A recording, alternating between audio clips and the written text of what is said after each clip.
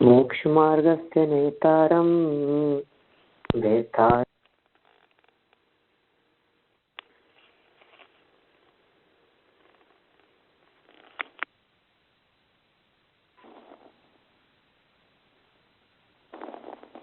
Hello, हाँ हाँ અરુણાબેન, પાછો અવાજ એમનો નથી આવતો. હેલો, હા હા અરુણાબેન, આઈ ડોન્ટ નો, પાછું કટ થઈ ગયો. 1 મિનિટ.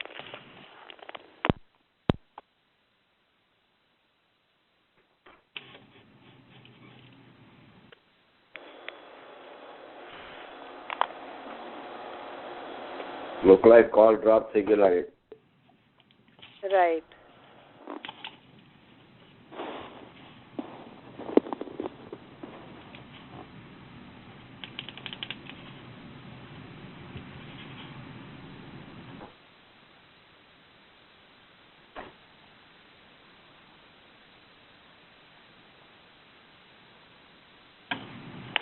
हेलो, शुरू करते हैं. हाँ जी, शुरू करें. समाज बता. वापस हाँ जी, वापस मंगलाचरण से शुरू करते हैं.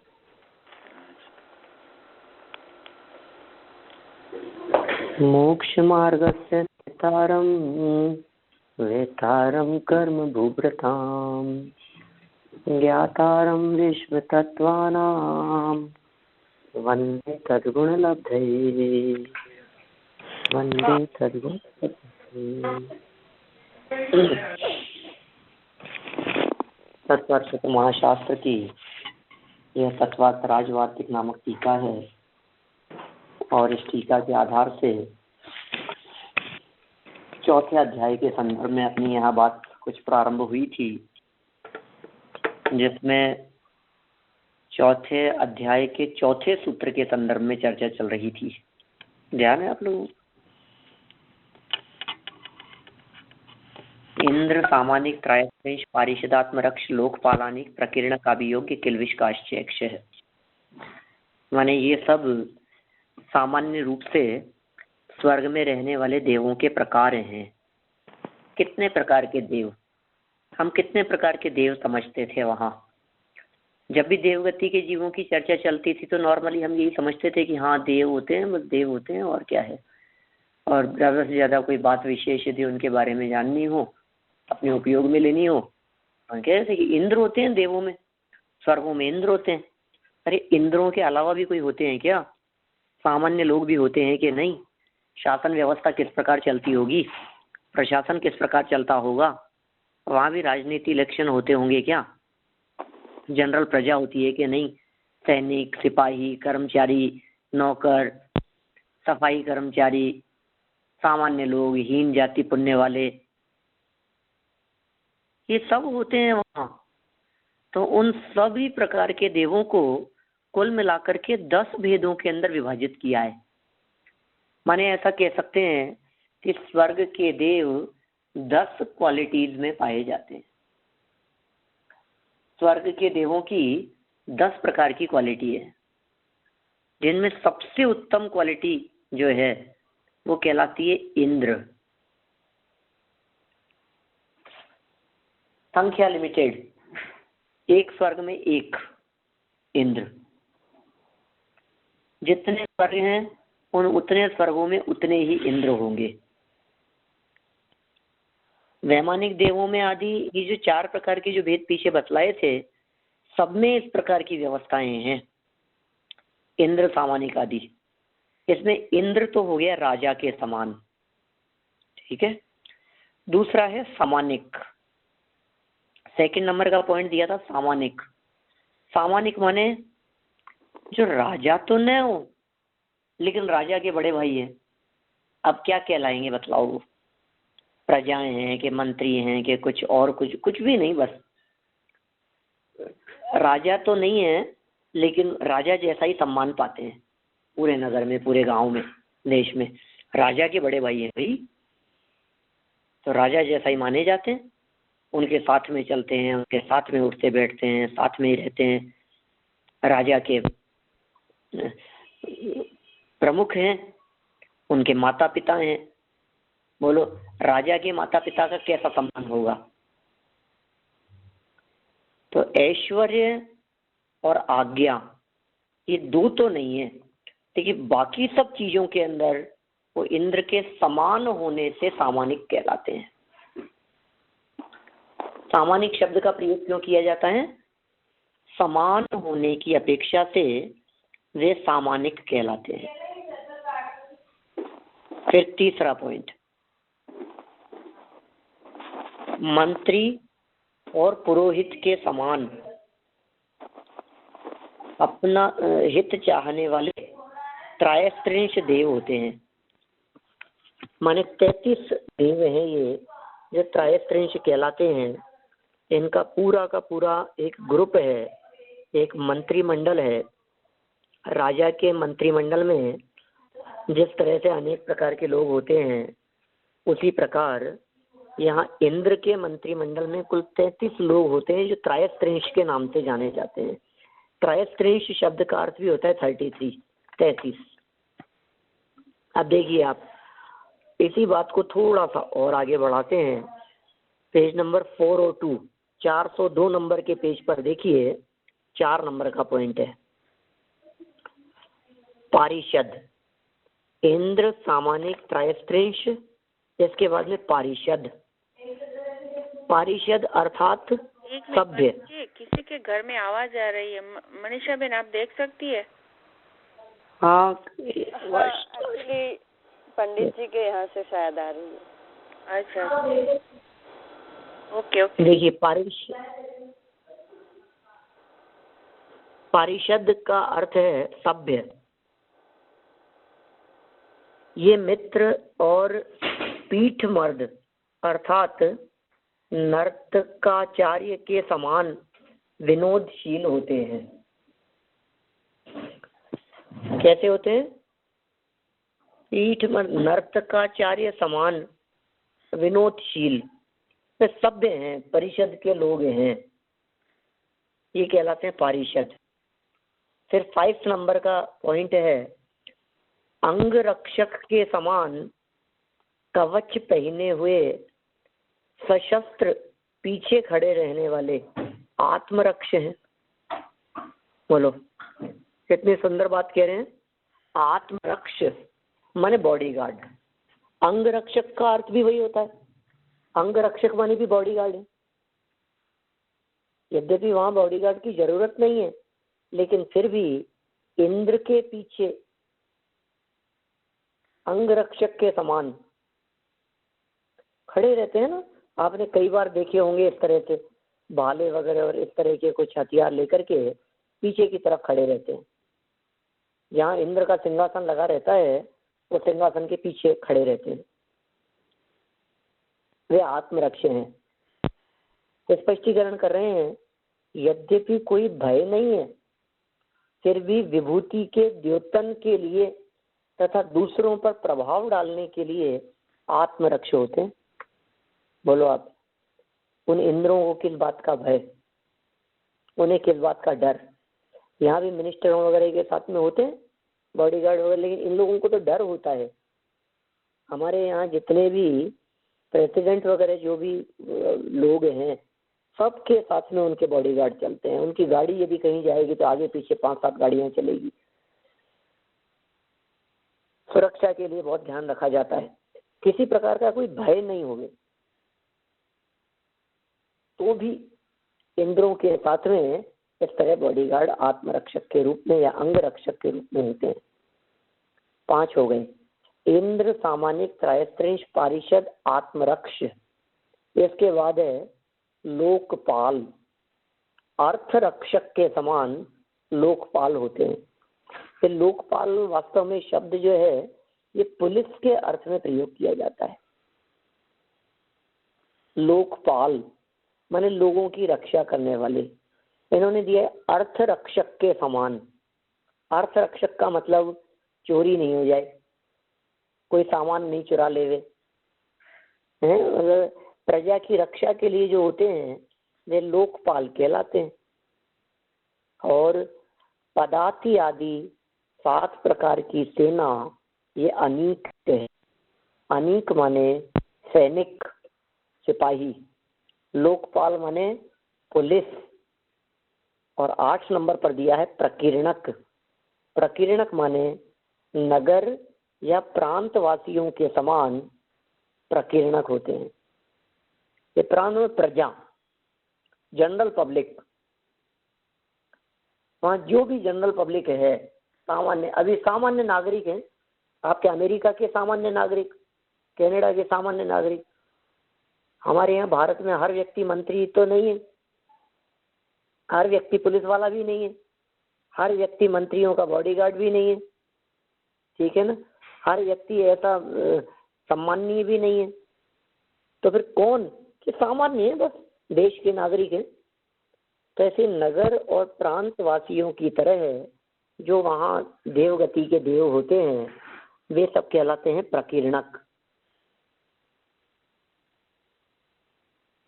दासों के समान अभियोग्य होते हैं, ये ही विमान आदि को खींचते हैं और वाहन आदि रूप से परिणत होते हैं।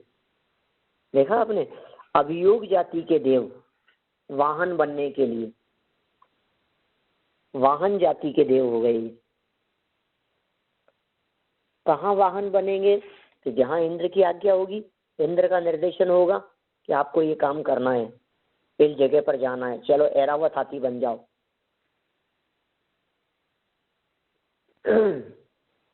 हम लोग तो ऐरावत हाथी के अलावा और किसी का नाम ही नहीं जानते, क्या करें। कितने प्रकार के वाहन होते होंगे, कितने प्रकार के विमान आदि को खींचने वाले होते होंगे। दासों के समान अभियोग्य होते हैं, ये ही विमान आदि को खींचते हैं। पहली बात, हाँ, ये जो विमान आदि को खींचते, वो कौन से विमान की बात हो रही है? ये ज्योतिष देवों के विमानों को खींचने वाले भी हैं, सूर्य चंद्र आदि गमन करते हैं ना, वो तो है, बाकी और वैमानिक नहीं है ना, जो 16 स्वर्ग वाले। 16 स्वर्ग के देव भी उनको खींचने के लिए जा सकते हैं, और उनमें भी कई इस तरह के इधर से उधर गमन करते होंगे। एक वैभव प्रदर्शन के लिए इस प्रकार का देवों का प्रयोग किया करते हैं वे लोग। ये सब में बतलाई है व्यवस्था। ये 10 प्रकार के भेदों की बात चल रही है, जिनमें से सब में 10 होते हैं और किसी में 8 कहे हैं। जैसे त्रयस्त्रिंश लोकपाल वर्ज्य व्यंतर ज्योतिष का नीचे आगे वाला सूत्र आने वाला है, माने त्रयस्त्रिंश नहीं होते और लोकपाल नहीं होते व्यंतरों और ज्योतिषियों में। माने व्यंतर और ज्योतिषियों में भी इंद्र भी होते हैं, सामानिक भी होते हैं, पारिषद, आत्मरक्ष, अनीक, प्रकीर्णक, अभियोग्य और किलविशिक, ये सब ज्योतिष देवों के अंदर भेद पाए जाते हैं। तो ज्योतिषियों के अंदर भी अभियोग जाति के होते हैं, व्यंतरों में भी होते हैं। ये अभियोग जाति के देव दास के समान काम करते हैं। मुख्य बात तो ये है। अब दास माने नौकर, सर्वेंट का जिस प्रकार का काम हो, और सर्वेंट का काम किसी भी प्रकार का हो सकता है।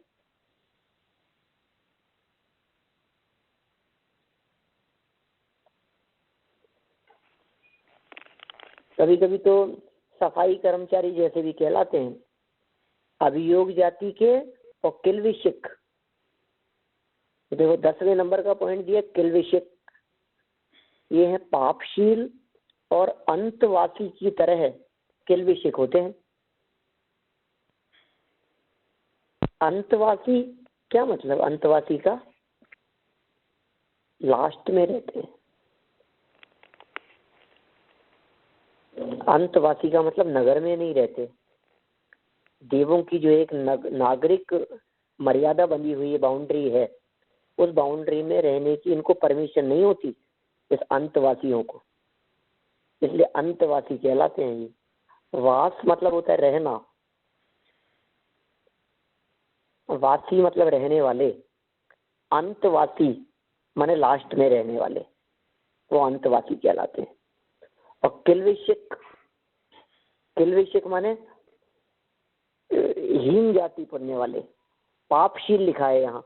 जिस तरह से हमारे यहाँ सफाई कर्मचारी हुआ करते हैं, हमारे यहाँ आप यदि देखेंगे तो बहुत, अब तो बहुत परिवर्तन आ गया है देश समाज संस्कृति में, किंतु यदि आज के 30-25 साल पहले जाकर के देखें, 40 साल पहले जाकर के देखें, तो हरिजन आदि को रहने की परमिशन नहीं थी। आप और पीछे 50 साल पहले जाकर के देखो तो वे बड़े लोगों के साथ में नहीं उठ बैठ सकते थे, उनके साथ में चल नहीं सकते थे। हमारे को बतलाया करते थे हमारे दादी जी वगैरह भी, जब हम लोग घर से निकलते थे और यदि कोई रोड पर यदि कोई झाड़ू भी लगा रहा होवे तो रुक करके बिल्कुल साइड में इस तरह हो जाता था कि मानो हमारे को देख नहीं रहे, हम अछूत हैं ऐसा समझ करके। तो कुछ इसी प्रकार की परिस्थितियां उनमें भी, यद्यपि क्या गंदगी होती होगी, क्या होता होगा, लेकिन बस पापशील हैं, हीन जाति पुण्य वाले हैं, सब उनको दुत्कारते हैं और बहुत हेय जैसा समझते हैं उन देवों को। ये किल्विश थे। पंडित जी, हाँ, ये सब देवों को जो डिफरेंट होते हैं, वो कौन से परिणाम का ऐसा फल होता है? सब परिणामों के फल हैं, जैसे भी हो रहे हो। एक परिणाम का तो फल है नहीं। हाँ। जीवन पर्यंत किए गए कर्मों का फल मिलता है। खाली ऐसा हम मान लीजिए देवगति ऐसा बोलते हैं, मगर देव में भी कितना डिफरेंसेस तो है।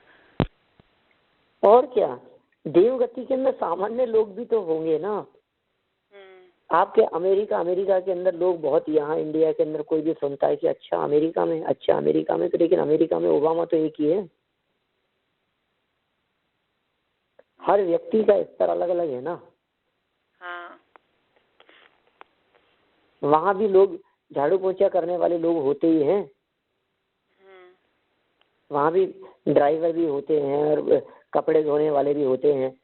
स्वयं का स्वयं करे वो एक अलग बात है, लेकिन जिन लोगों की आजीविका का साधन दूसरों के घर जाकर के कपड़े धोना है, ऐसे भी तो लोग होते हैं। हाँ जी। तो सब तरह के लोग सब जगह पर हैं। हम किसी शब्द को सुनने मात्र से क्षेत्र की महिमा हमारे हृदय में आने लगे, ये तो कोई समझदार लोगों का काम नहीं है, लेकिन आती है लोगों के मन में।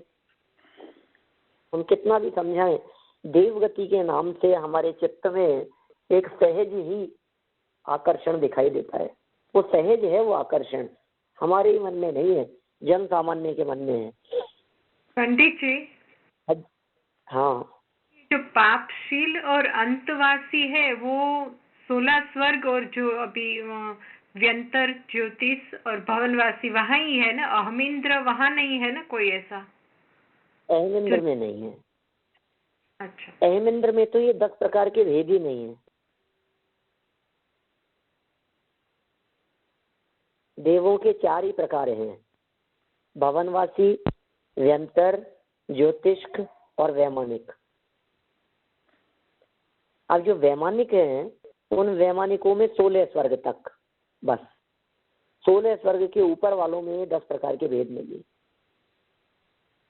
जो अहमिंद्र है वहां सभी इंद्र हैं, कोई व्यक्ति इंद्र हो कोई प्रजा हो ऐसा भेद नहीं है। वहां 16 स्वर्ग से ऊपर जाने वाले नग्न दिगंबर ही हो सकते हैं, ऐसा नियम है।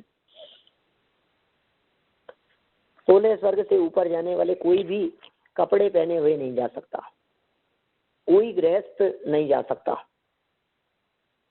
महाव्रती ही जा सकते हैं, ऐसा नियम है। और सर्वार्थ सिद्धि में बस 16 स्वर्ग से ऊपर है, वो सब वही बातें आई। अच्छा, हाँ। 6वें 7वें गुणस्थानवर्ती भावलिंगी संति जा सकते हैं सर्वार्थ सिद्धि में। तो वहाँ उसका विमान कोई खींचता नहीं है, राइट? वहाँ स्थिर स्थिर है वो सब, उनको खींचने की जरूरत नहीं है। एक्चुअल में क्या है, वो विमान बोलते हैं अपन उनको, लेकिन वो विमान नहीं है। मैंने पहले भी शायद आप लोगों को बतलाया था कि ये विमान नहीं है, ये विमान कहलाते हैं। एक्चुअल में वो बहुत बड़ा एक आइलैंड जैसा है। हाँ आपने बताया। पूरा नगर देश बसा हुआ है,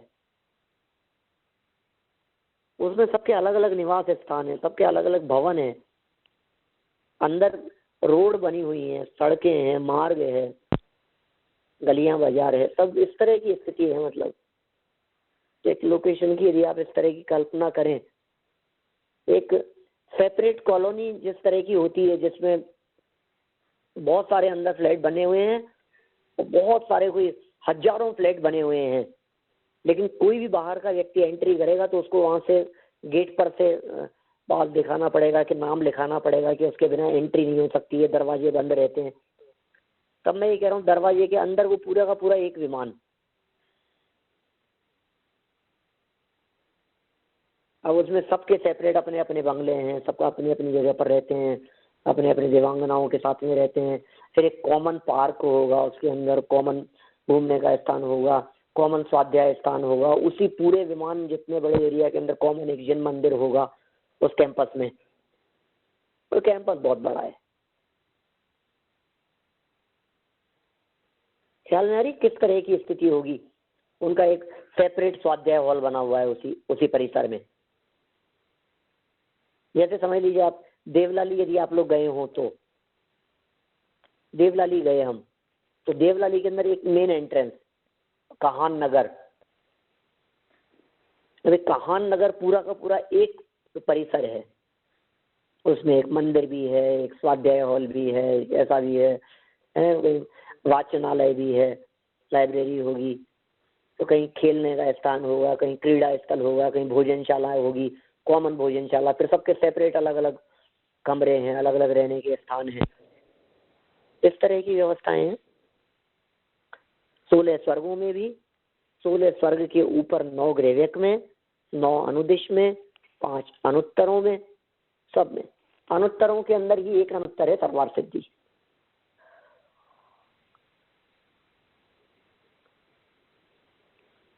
विजय, वैजयंत, जयंत, अपराजित और सर्वार सिद्धि, ये 5 अनुत्तर कहलाते हैं। इन 5 विमानों का कॉमन नाम है एक अनुत्तर।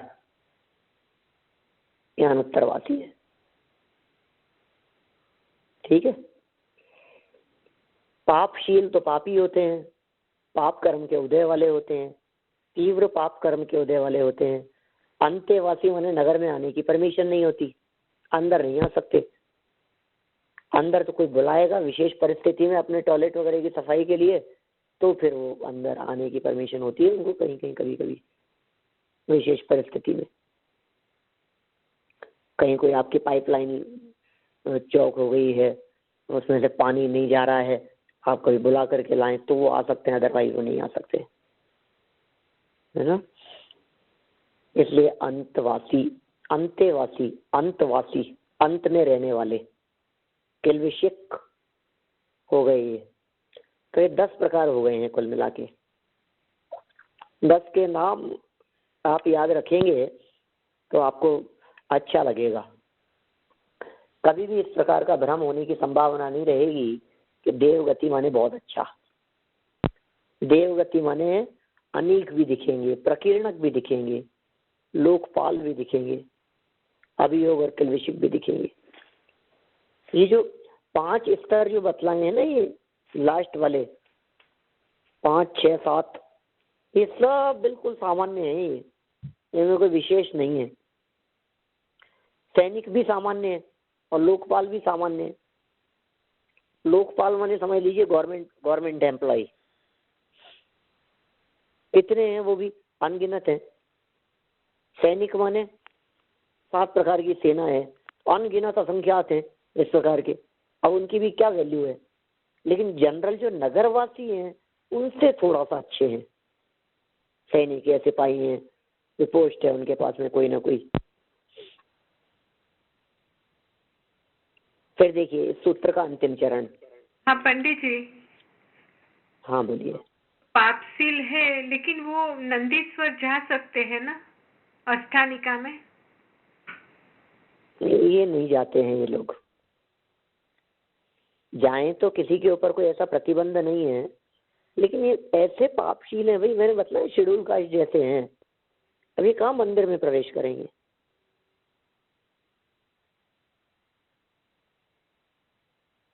अछूत हैं ये सब। अभियोग और किल्विशिक जाति के देव, जिनमें से किल्विशिक तो और ज्यादा। अब जो अछूत हैं ऐसे लोगों को आप मंदिर में आने की परमिशन देते हैं? आ सकते हैं? लेकिन देवो तो कहाँ भी जा सकते हैं ना। यहाँ मनुष्य में ऐसा है, लेकिन वहाँ तो नहीं। देखिए, जा तो सकते हैं कहीं भी, लेकिन प्रॉब्लम ये है शासन इंद्र का चलता है ना। कई ऐसे प्रोहिबिटेड एरिया होते हैं, वहाँ बिल्कुल एंट्री नहीं है परमिशन के बिना। वे इंद्र के ऐसे कहीं भी जा सकते हैं, इसका अर्थ ये थोड़ी ना है कि इंद्र के राजमहल में पहुंच जाएंगे। इंद्र के महल में जहाँ इंद्र के भोग विलास और वैभव चलते हैं, वहाँ कोई भी देव की एंट्री कभी भी हो जाए।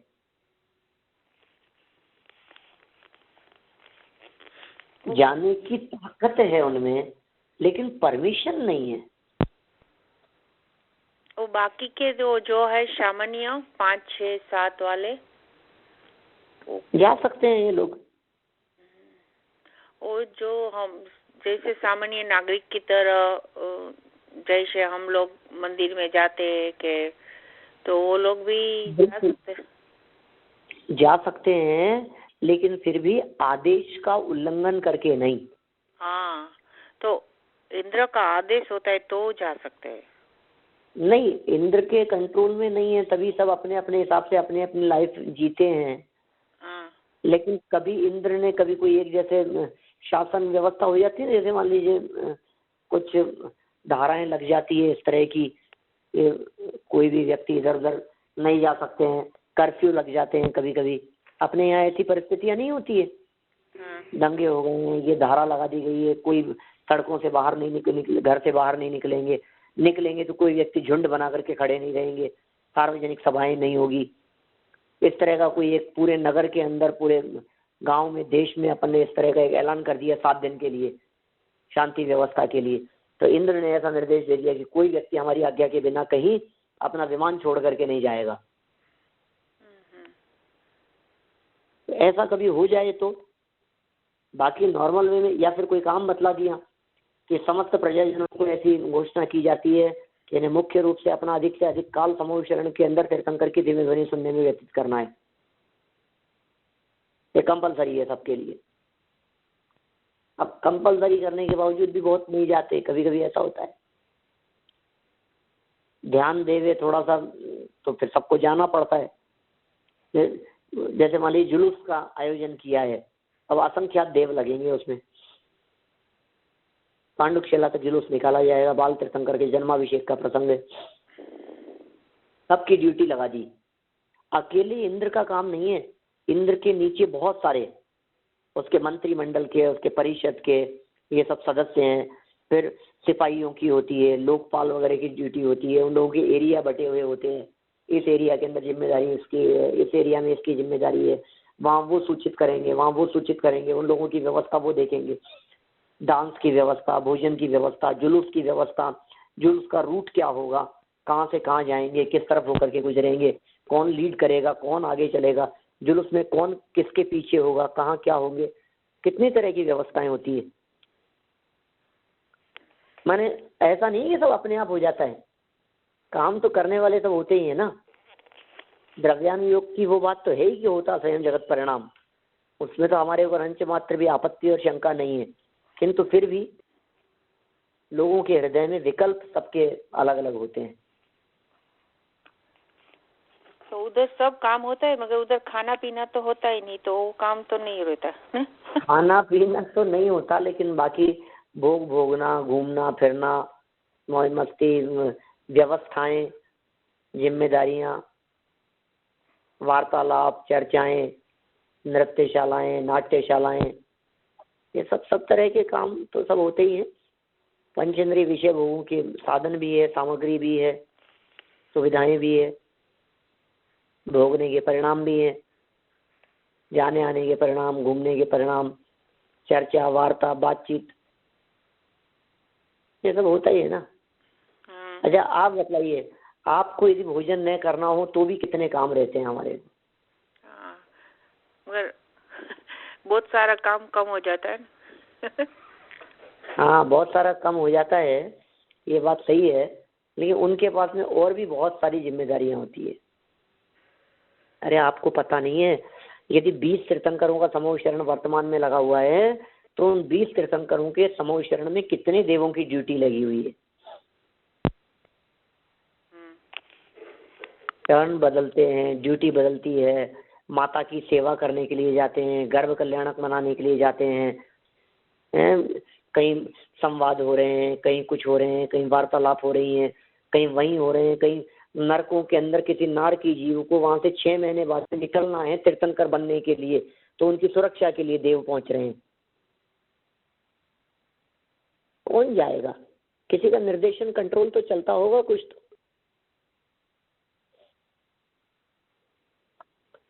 आपको पता है, जैसे मान लीजिए महाराजा श्रेणिक हैं, अब श्रेणिक महाराजा महापद्म के नाम से तीर्थंकर बनेंगे आगामी 24 में, पहले तीर्थंकर। यहाँ जिस समय गर्भ में आने के 6 महीने पहले रत्नों की बरसात चालू होगी, तो रत्नों की बरसात की व्यवस्था देव के पास में होगी, वो किसी देव की जिम्मेदारी है। फिर इधर रत्नों की बरसात हुई तो वहां नरक में नारकी हैं, अभी तो 6 महीने बाद में आएंगे गर्भ में, तो रत्नों की बरसात तो गर्भ में आने के भी 6 महीने पहले से शुरू हो गई। तो अभी जब वो नरक में है तो वहां मारकाट बंद हो गई और देवगति से स्वर्ग से देव आ गए और उनके चारों तरफ उन देवों ने मिलकर के परकोटा बना लिया, सुरक्षा प्रदान कर दी 6 महीने के लिए, सुरक्षा व्यवस्था के लिए। अब इसके लिए व्यक्ति चाहिए, जीव चाहिए, देव चाहिए, है ना। अकृत्रिम चैत्यालयों के लिए, वहां की व्यवस्थाओं के लिए, दर्शन करने के लिए, किसी सुरक्षा के लिए, कहीं कोई कौतूहल के लिए, कहीं किसी को हाँ जी, क्रीड़ा चलती रहती है उनकी भी। अपने को जिस तरह से अपनी लाइफ के बैक में दृष्टि देने पर ऐसा लगता है ना कि और ये लाइफ कैसे निकल गई, हमें तो पता ही नहीं लगता, कैसे 30 साल के हो गए, 35 साल के हो गए, 40 वर्ष के हो गए, कैसे 55-60 वर्ष के हो गए, हम तो मालूम ही नहीं चलता हमारे को कैसे निकल गया समय। ऐसे उनकी सागरों की आयु निकल जाती है देवों की, पता नहीं लगता है कई दिन तक। हाँ बोलिए। नहीं, ये सब लोग की हाइट ये सब अलग अलग ही रहती है कि अलग अलग रहती है वैसे, और कुछ हाथ में बतलाई गई है, जैसे 7 हाथ की हाइट है स्वर्गों में। पहले दूसरे स्वर्ग की बात करें यदि अपन, 7 हाथ की हाइट है। फिर कम होते होते होते होते उनकी हाइट यदि अपन वहां पहुंचते हैं अपने लास्ट में सरवर सिद्धि में, वहां सिर्फ 1 हाथ प्रमाण रह गए, ऐसा है। तो ये धनुषों में नहीं होती इनकी हाइट, ये ध्यान रखिएगा। हाँ, वही पूछ बना था धनुष की। यदि ऐसा आप लोगों में से किसी को विकल्प आ रहा होगी भाई 500 धनुष की हाइट होती होगी, वहां नहीं है 500 धनुष की हाइट। 500 धनुष की हाइट तो आप अपने यही है मध्य लोक में, विदेश क्षेत्र में। वो तो हमारे जैसे सामान्य हाइट होगी, बराबर। हाँ, हमसे कुछ ज्यादा है, एरिया वाइज है अलग अलग। ऊपर के एरिया में शरीर की ऊंचाई लंबाई चौड़ाई कम होती गई है, नीचे के स्वर्ग में शरीर की ऊंचाई ज्यादा है, ऊपर के स्वर्गों में शरीर की ऊंचाई हाइट कम होती गई है। हाँ बोलिए। संदीप जी, ये जो संवत्सर में आते हैं तो मनुष्य देख नहीं पाते ना, देवों को देख सकते हैं, देख सकते हैं। हाँ हो सकता है, कोई बाधा नहीं है उसमें, क्योंकि वो तो उसकी हाइट कम है और अभी वहाँ महाविद्य क्षेत्र में सबकी हाइट 500 धनुष जितनी है ना, ये तो छोटे छोटे लगते होंगे ना। ऐसा नहीं है ना, देखिए ये तो ओरिजिनल शरीर बतलाया मैंने आपको, एक्चुअल शरीर तो इतना होता है।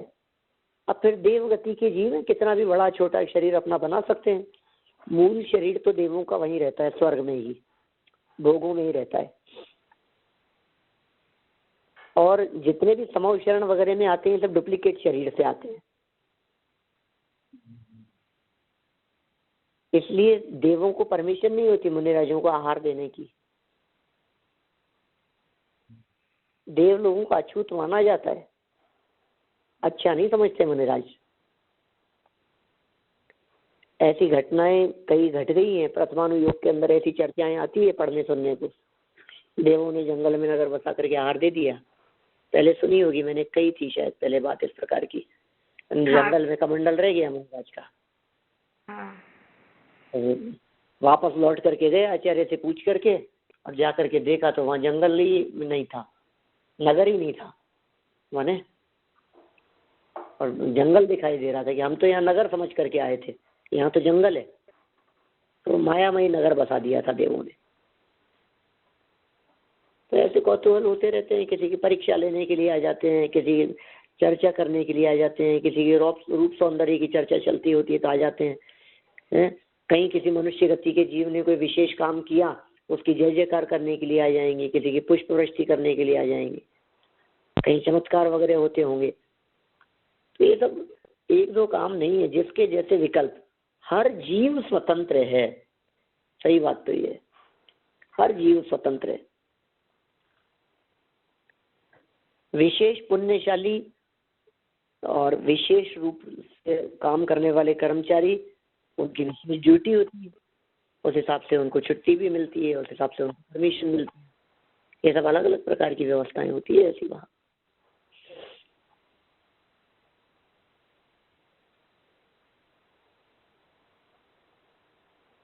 चलिए, और कुछ पूछना हो तो बोलिए आप देवों के बारे में।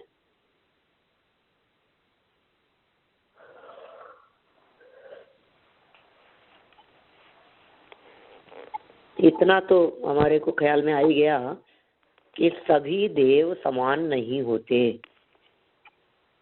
बस मैं तो इतना जानता हूँ कि यदि आप सुनने वालों के हृदय में इतनी बात भी यदि हमेशा के लिए बैठ गई लाइफ टाइम कि सभी देव समान नहीं होते। अच्छे लोग, अच्छे पद वाले, पुण्यशाली कम ही होते हैं, विरले ही होते हैं। बाकी सब तो हीन पुण्य वाले ही दिखाई देते हैं। इसलिए देव गति में असंख्यात देव, हीन जाति, हीन पुण्य वाले एक तरफ, और कुछ गिनती के देव विशिष्ट पुण्य वाले दूसरी तरफ।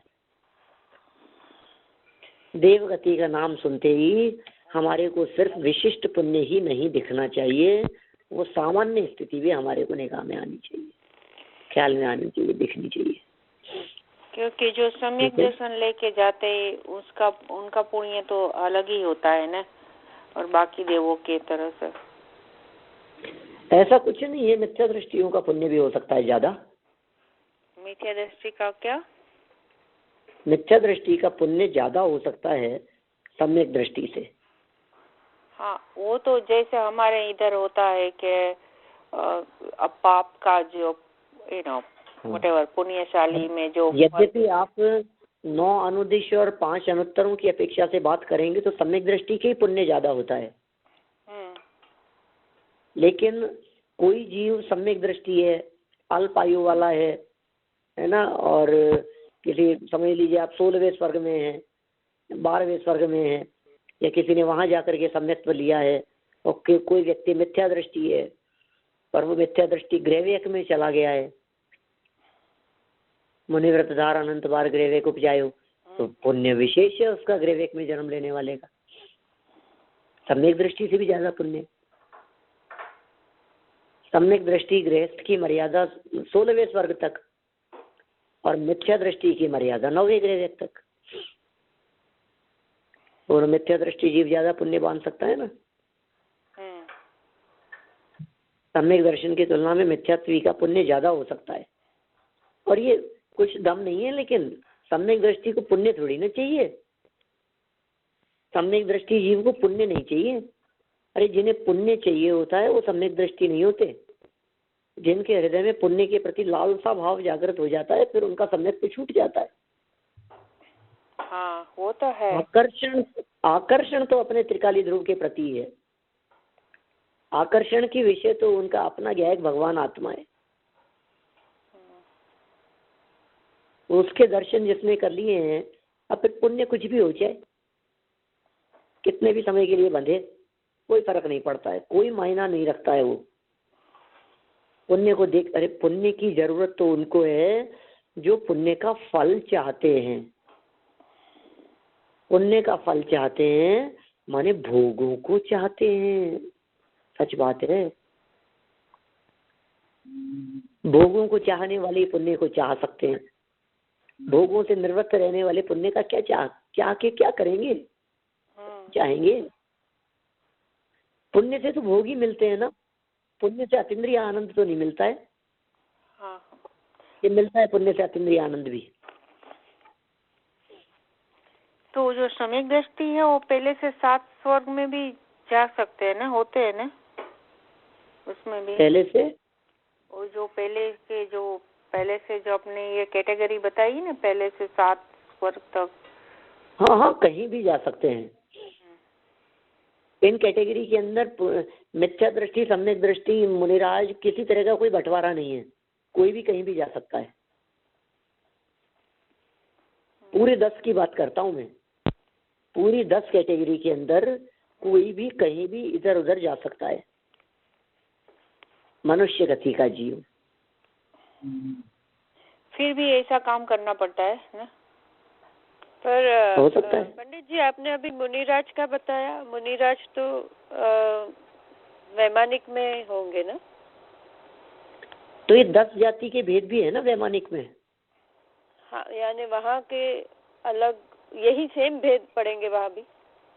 और ये वैमानिक पूरे के पूरे 10 भेद। ओके। ये पूरे के पूरे 10 भेद वैमानिक के ही है। हाँ, ओके। और भवनवासी और वैमानिक बताया वो 16 स्वर्ग के ऊपर जो अनुत्तर और वो भी वैमानिक ही कहलाते हैं ना।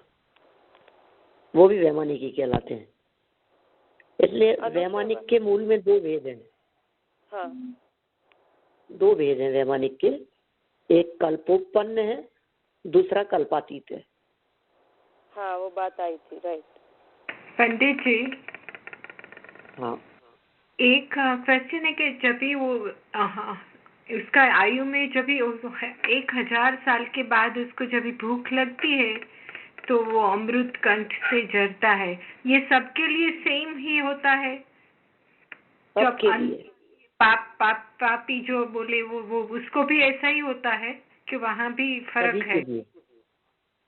पूरे 10 प्रकार के लिए, 4 प्रकार के देवगति के जीवों में सब में होता है ऐसा। अच्छा। भवनवासी, व्यंतर, ज्योतिष, वैमानिक सब में होता है सेम जैसा ही सबको अनुभव होता है।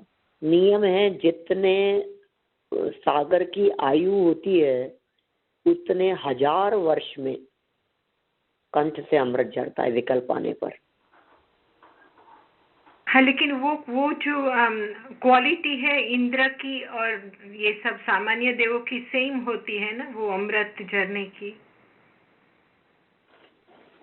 अब इस क्वालिटी का तो कुछ ऐसा उल्लेख आया नहीं है अलग अलग, लेकिन समान ही होती है, उसमें कोई फर्क नहीं पड़ता है। क्षण मात्र के लिए है ना, वो तो विकल्प आया और पूर्ति हो गई, वही भोग साधन तो है नहीं, और विशिष्ट पुण्य का भी प्रताप नहीं है उसमें, कुछ सामान्य है, हो गया, खत्म, काम खत्म, अब क्या करें।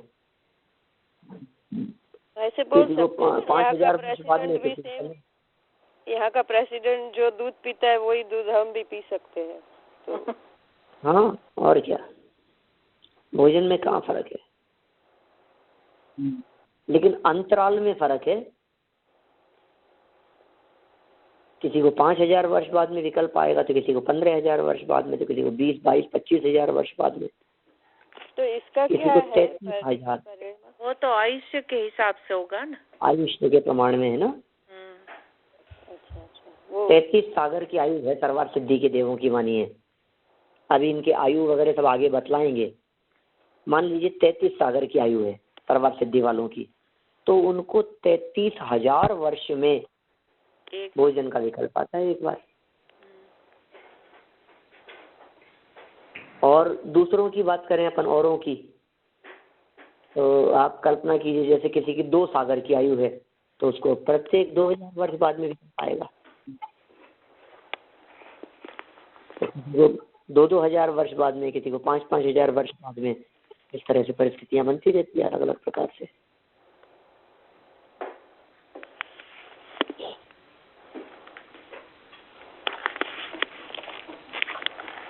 चलिए, और कुछ रहा विकल्प? देवों को भी विकल्प आता है, कंठ से अमृत झर जाता है। अपने को विकल्प आए तो और कुछ पूछें आप। हाँ, एक विकल्प आया है कि ये वैमानिक की चर्चा निकली अपनी, तो वैसे ऊर्ध्व लोक में ये पूरा जो भी है वो ऊर्ध्व लोक में होता है, तो वहाँ वैसे स्पेस की तरह होता है कि लैंड? आपने बताया वैसे तो सड़क होती है, वो आइलैंड जैसा होता है, उसको ही पूरा नगर को नाम दे दिया वैमानिक, लेकिन वो अधर से होता है कि किस तरह? जैसे हमारे यहाँ नहीं, ये अधर हैं। जैसे मान लीजिए ये इस तरह की पोजीशन है, जैसे कैसे बताऊं इसके बारे में। आप ऐसा मान लीजिए जैसे हेलीकॉप्टर है, एरोप्लेन है जैसे मान लीजिए। हाँ। अब एरोप्लेन को किसी एक ही जगह पर रोक दिया अपन ने, राउंड शेप में ले लिया। हाँ। गोल। चारों तरफ आकाश है, नीचे धरती नहीं है। बस अब वो जो एरोप्लेन है वो इतना बड़ा है कि उसके अंदर रहने वाले लोग रोड की तरह इधर से उधर चलते हैं। Right, okay. हाँ, वैसे एक मूवी भी यहाँ पर बतलाई थी उन्होंने, उसमें इसी प्रकार का उन्होंने ये पूरा किया था। कहाँ पे? बहुत साल पहले एक इंग्लिश मूवी में ऐसा देखा था, काल्पनिक मूवी होती है ना जो। हाँ। अच्छा। हाँ, तो इसी तरह का है, विमान होते हैं और विमान के अंदर की व्यवस्थाएं होती है इस प्रकार की। चलिए, एक लाइन और है, मैं ये पढ़ लेता हूँ, फिर आगामी सूत्र पे कल चर्चा करेंगे। 11 नंबर का पॉइंट है, प्रत्येक निकाय में इन भेदों की सूचना के लिए एक पद में दीप्तार्थक शब्द प्रत्यय है। तो ठीक है, ये कोई प्रत्यय की चर्चा की आपने, भूत बात नहीं है। 5 नंबर की सूत्र की भी चर्चा हो गई है वैसे तो, फिर शेष चर्चा अपन कल करेंगे। जनवाणी स्तुति। या वाणी के ज्ञान ते सूझे लोकालोक, तो वाणी मस्तक नमो सदा देत हूँ जो, सदा देत हूँ जो। 9 पढ़ो।